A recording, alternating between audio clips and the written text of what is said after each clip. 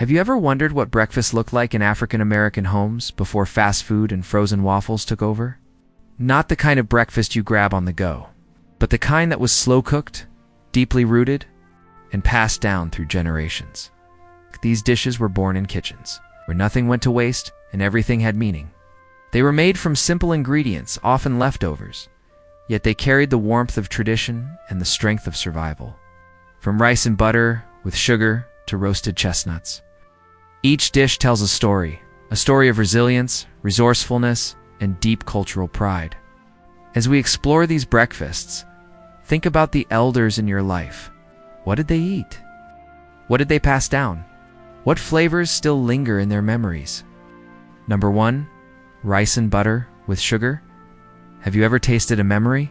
Rice and butter with sugar was one of those breakfasts that didn't need a recipe, just rhythm, love, and a little bit of hope.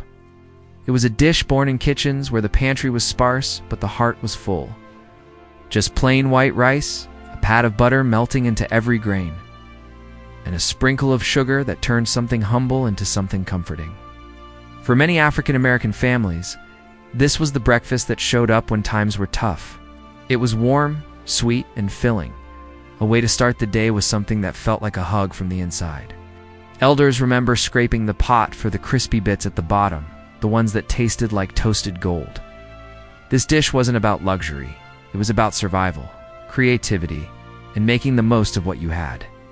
And somehow, it always tasted like home. Number 2, rice pudding for breakfast. Rice pudding in the morning. Absolutely. This dish was a clever way to turn leftovers into something magical.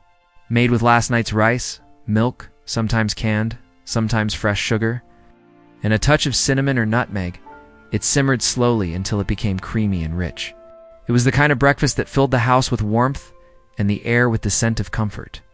For many elders, rice pudding was a quiet luxury, a dish that reminded them of slow mornings, family stories, and the art of making something out of nothing. It was served in deep bowls, steaming hot and eaten slowly with gratitude.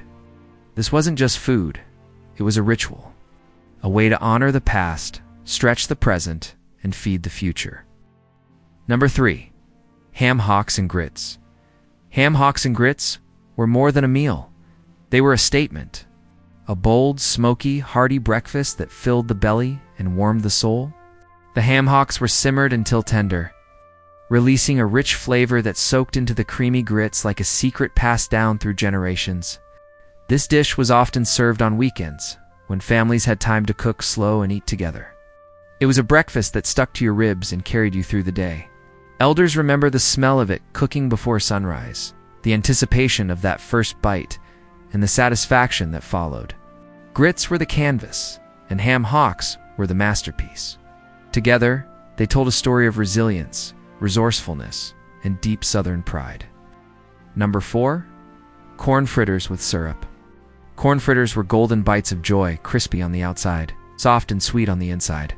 Made from cornmeal, milk, and a few pantry staples, they were fried to perfection and drizzled with syrup.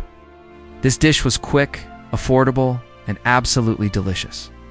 It was the kind of breakfast that made children race to the table and elders smile with pride.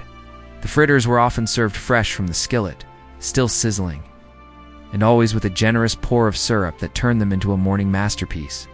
They were a celebration of flavor, texture, and tradition, proof that even the simplest ingredients could create something unforgettable. Number 5, apple butter toast. Apple butter toast was a quiet luxury. Thick, spiced apple spread slathered on warm toast. The apple butter was often homemade, slow-cooked with cinnamon and cloves until it reached a deep, rich flavor. This breakfast was simple but deeply satisfying, especially in the colder months. It tasted like fall, like family, like tradition. For many elders, apple butter was a treasured recipe, passed down in jars and remembered with every bite. The toast was often browned just right, with a little butter underneath to catch the sweetness. It was a dish that didn't shout. It whispered, and in that whisper was a story of care, patience, and love. Number 6, peanut butter and molasses on bread. This dish was sticky, sweet, and full of character. Peanut butter and molasses came together on a slice of bread to create a bold, flavorful breakfast. Molasses added a smoky sweetness that elevated the peanut butter into something unforgettable. It was a sandwich that filled you up and stayed with you. For families with limited resources, this was a go-to meal, easy to make, hard to forget, and always satisfying. Elders remember licking their fingers, wiping their mouths, and feeling full in more ways than one. It was a dish that proved flavor didn't come from money. It came from memory.